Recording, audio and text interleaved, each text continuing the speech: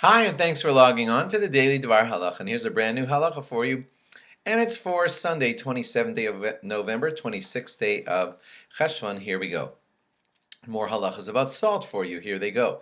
What about making salt water on Shabbos? Is that allowed? So, very salty, very large quantities of salt water are not allowed to be made on Shabbos. And the reason is because if you were to do that, it would look like you're pickling foods or preserving them. What's the matter with pickling foods or preserving them is that then it looks like you're doing a tolda, an offshoot of the malacha of tanning.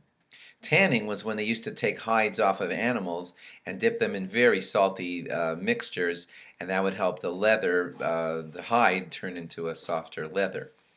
And pickling is like an offshoot of that, which is also not allowed to be done on Shabbos.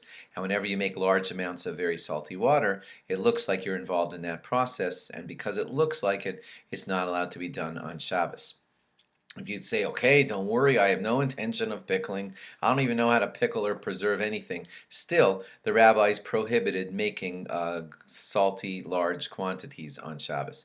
If it's a small amount, just a little bit for something to be dipped in, then it is considered okay. Some poskim only allow it if it's for that meal. And you're making a little bit of salt water for now for the meal, then some poskim allow that. You may want to check with your rabbi if you ever are getting steadily in the habit of making salt water on Shabbos for whatever reason. So check with the rabbi that you're doing it all okay. What about Yom Tov?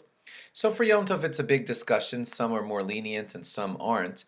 And the general custom that everybody follows is that it's okay to make some salt water on Yom Tov and no shinui is necessary. In other words, no change. It doesn't have to be done in an unusual way. That's the custom that most people follow.